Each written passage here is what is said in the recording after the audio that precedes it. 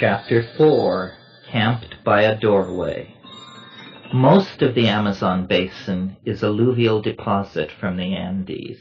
La Ch4 is different. The river narrows and flows into a crack.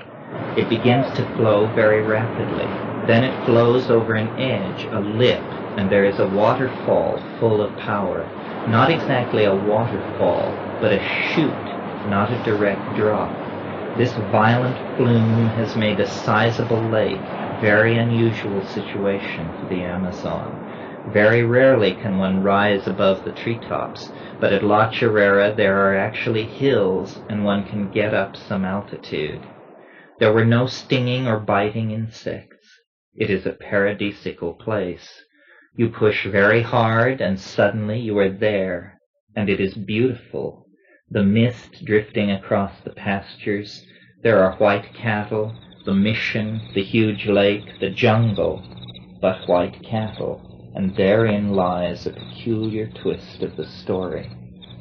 The afternoon following our arrival, at the edge of a large pasture cleared at the order of the succession of Spanish priests who had managed Mission La Ch4 since its establishment in the 1920s, I held and turned over in my hand perfect specimens of the same species of mushrooms whose lone representative I had eaten near Florencia.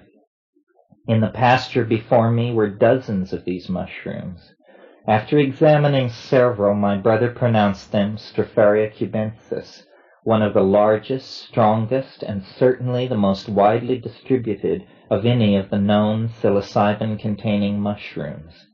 What to do? Our expedition's thinned-down drug and plant file was concerned with flowering plants, not with fungi. We had no data on the proper dosage of psilocybin, but collectively seemed to remember that in the Oaxacan mushroom rituals described by Gordon Wasson, the mushrooms are eaten in pairs, and several pairs are consumed. We determined to eat 6 mushrooms each that same evening. My journal entry for the next day spoke clearly. 23 February 1971. Are we indeed now in some way camped on the edge of another dimension? Yesterday afternoon, Dave discovered Stropharia cubensis in the damp pastures behind the house where we have hung our hammocks. He and I gathered 30 delicious psilocybin-saturated specimens in about half an hour. We all each ate approximately 7 and spent last night on an enormously rich and alive, yet gentle and elusive trip. In between strange lights in the pasture and discussion of our project, I am left with the sense that by penetrating the local psychedelic flora this way, we have taken a giant step toward deeper understanding. Multifaceted and benevolent, as complex as mescaline, as intense as LSD, the mushroom, as is said of peyote, teaches the right way to live. This particular mushroom species is unclaimed, so far as I know, by any Aboriginal people anywhere, and thus is neutral ground in the tryptamine dimension we are exploring. Through this unclaimed vegetable teacher, one can gain entry into the world of the elf chemists. The experience of the mushroom is subtle, but can reach out to the depth and breadth of a truly intense psychedelic experience. It is, however, extremely mercurial and difficult to catch at work. Dennis and I, through a staggered description of our visions, noticed a similarity of content that seemed to suggest a telepathic phenomenon or some sort of simultaneous perception of the same invisible landscape. A tight headache accompanied the experience in its final stages, but this was quick to fade, and body strain and exhaustion often met with in unextracted vegetable drugs is not present. This mushroom is a transdimensional doorway which sly fairies have left slightly ajar for anyone to enter into who can find the key and who wishes to use this power, the power of vision, to explore this peculiar and naturally occurring psychoactive complex. We are closing distance with the most profound event a planetary ecology can encounter, the emergence of life from the dark chrysalis of matter. Such were my impressions after only one exposure to the realm of vision over which the mushroom holds sway. The reference to strange lights in the pasture should be explained, since perhaps it has some bearing on some of what followed. After we had eaten the mushroom and an hour had passed and everyone had become comfortable with the pleasant plateau of hypnagogic imagery, someone initiated a discussion. It was Dave or Dennis. Dennis, I believe. He said that we were now loaded in the home territory of the secret, and so should not remain in the confined space of our dwelling, but move out into the foggy night, the warm enfolding fog over the pasture. Discussion. Not all should go. A delegation. Who should it be? Dennis nominated Dave and myself, calling Dave the least skeptical, me the most. Vanessa objected to me as most skeptical, suggesting instead that Dave and Dennis should go. I heartily agreed, not actually wishing to visit the dark and dewy pasture myself, and having no faith, so skeptical was I, in the transcendental potential of the errand. Off they went, first loudly proclaiming the total enveloping power of the ground fog, and then, in a theatrically absurd short time, and from off stage, they hollered out that they saw a hovering diffuse light in the pasture nearby. Investigation pursued. Hollering continues but fades. Light persists. Diffuseness persists. Let's go over there. I decided it was time for cooler heads to intervene. Off into the enfolding wettish night I went. I crossed carefully through the barbed wire, wet to my fingers, but warm seeming even at night, so steamy as Amazonas. Once united with Dave and Dennis, I found the situation far closer to their description than I expected. There was a dim light on the ground a few yards away. It seemed to retreat slightly as one walked toward it. We moved in its direction for several dozen meters in a series of short advances. At that distance we felt far from our companions back at the house and enveloped in dense, drifting fog.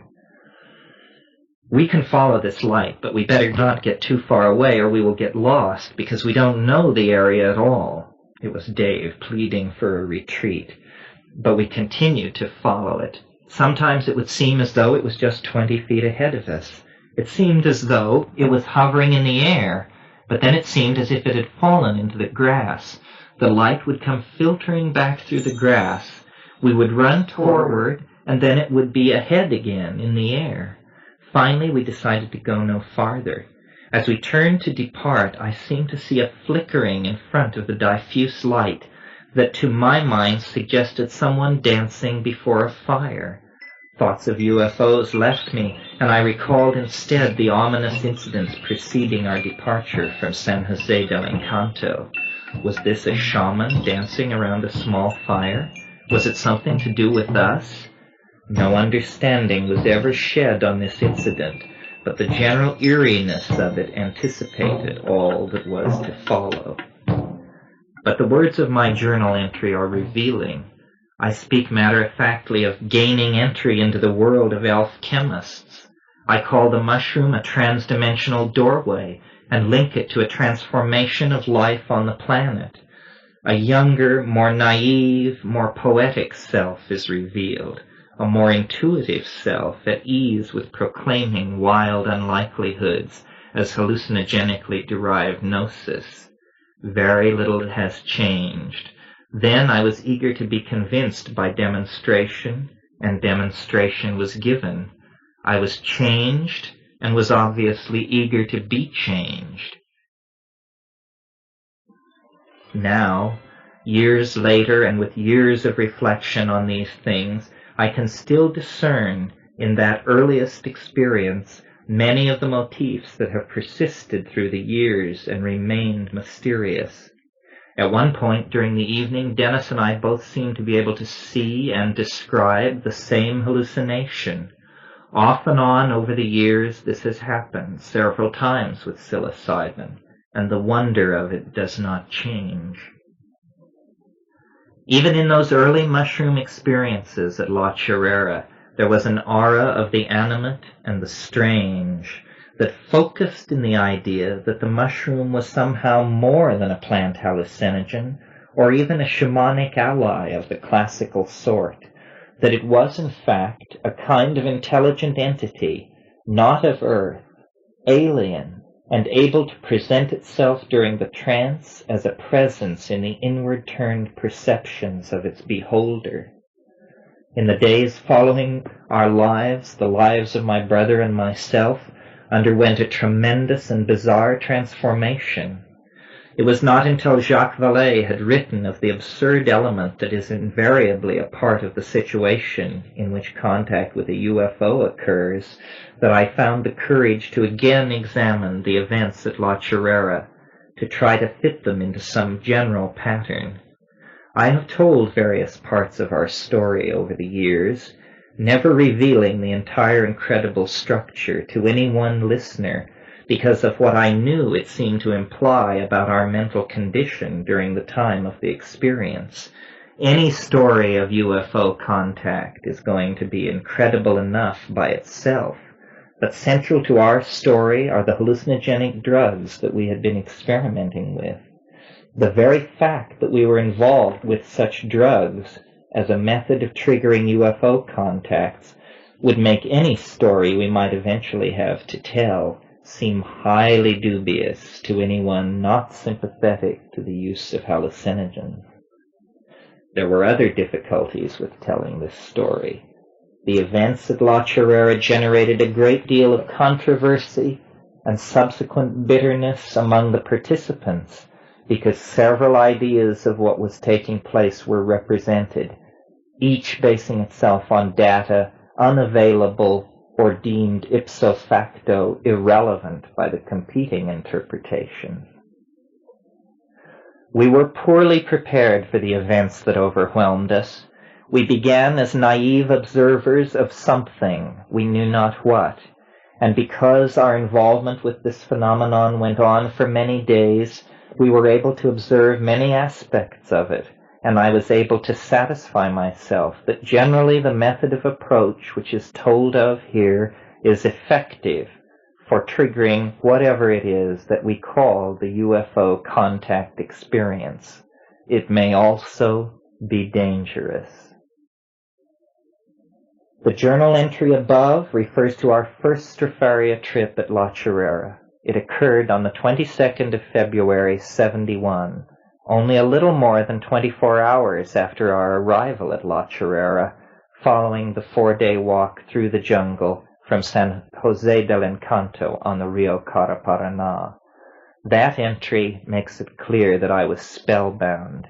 It was the last thing that I could bring myself to write for several weeks, though I did not realize it as I sat writing in the sunlight that morning. I was suffused with contentment. I knew only that the mushroom was the best hallucinogen I had ever had, that it had a quality of aliveness that I had never known before. It seemed to open doorways into places that I had assumed would always be closed to me because of my insistence on analysis and realism. I had never had psilocybin before, and was amazed at the difference from LSD, which seemed more abrasively psychoanalytic and personality-oriented. In contrast, the mushroom seemed so full of merry elfin energy that casting off into the drug trance was made more enticing. Nothing of the magnitude of the forces even then gathering around our small expedition was sensed by me. I was thinking in terms like, it's great that these mushrooms are here. Even if we don't find ukuhe or yahe, we will always have them to fall back on, and certainly they are interesting. Our plan was to spend about 3 months slowly getting to know the botanical and social situation among the Witoto, living traditionally in a village about 14 kilometers down a trail from the mission on the Igara-Paraná at La Ch4. We knew Ukuhe was secret, and we were in no hurry. So the day after our first mushroom experience was spent checking our equipment after the rigors of the overland walk and generally relaxing in the casita to which Father Jose Maria, the Capuchin in charge, had kindly shown us. We gathered more mushrooms that afternoon and dried them near the cooking fire. That evening I pulverized them and made them into a snuff. It was delicious, like some chocolate-related essence. We all snuffed it, and it was generally thought a success. I felt elated, very pleased with everything, and impressed with what an extraordinarily beautiful place we had come to be in. We decided that we would take mushrooms again that night. It was a different sort of experience. As we sat around waiting to get stoned, there was a lot of nitpicking going on between Vanessa and Dennis. Up to this point, Dennis had not come forward as a personality at all.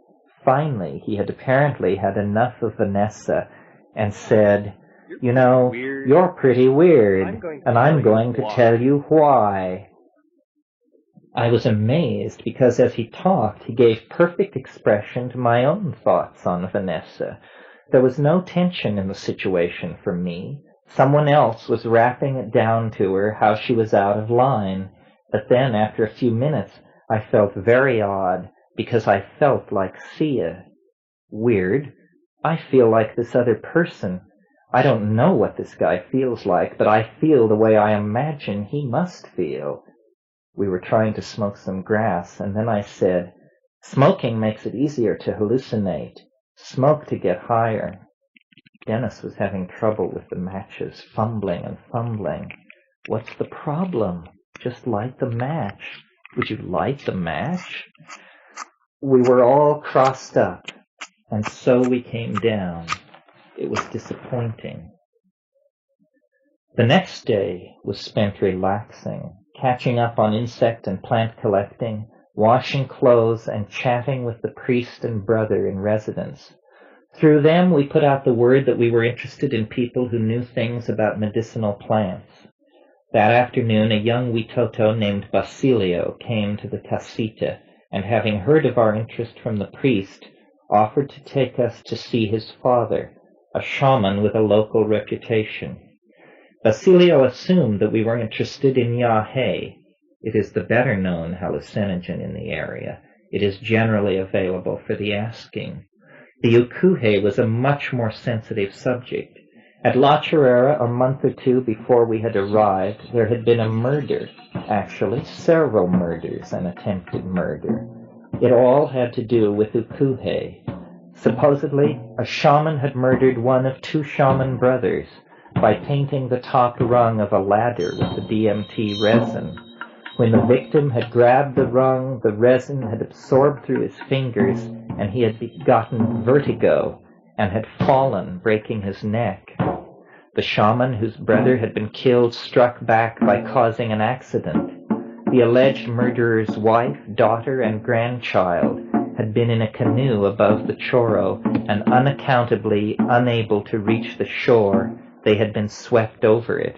It was said they were victims of magic. Only the wife had lived through it. It was not the time to be asking about ukuhe.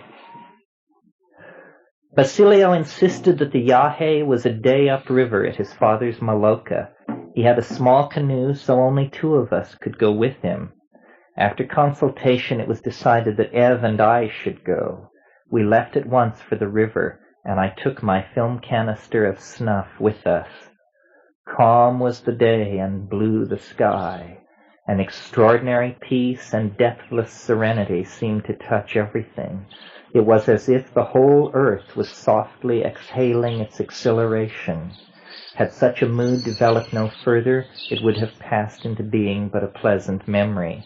In the light of later events, I now look back on that afternoon of deepening contentment and almost bucolic relaxation as the first faint stirring of the current that was shortly to sweep me toward unimaginably titanic emotions.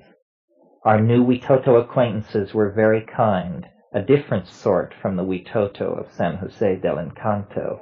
We were shown their cultivated yahe plants and given cuttings and a bundle of the vine so that we could make our own ayahuasca. Basilio described to us his own single experience with yahe when, several years before, after days of fever from an unknown cause, he had taken it with his father. He described the yahe as a cold water infusion, rare for that area, where vigorous boiling usually plays a part in the preparation. After soaking the shredded yahe for a day and a night, the unboiled water had become hallucinogenically potent. There had been many fences to cross in the visions, a sense of flying. The father had seen the bad air from the mission that had weakened his son. The mission was recognized as a place of ill omen. After this experience, Basilio recovered his health and was less often at the mission, he told us. It was all very interesting, our first exposure to field conditions, and it accorded well with our data on yahe usage and beliefs in the area. We hung our hammocks in a small hut near the main Maloca that night. I dreamed of fences and the pasture back at the mission. The next morning early we were rowed back to the mission by Basilio. Our collections of Banisteriopsis were reason for pride, but again I felt the elation whose depth could not be found. Peculiar, I muttered to myself as we swung inside of the mission, overlooking its lake, and placed on a sunny hill with a row of date palms sweeping up from the boat landing. Very peculiar.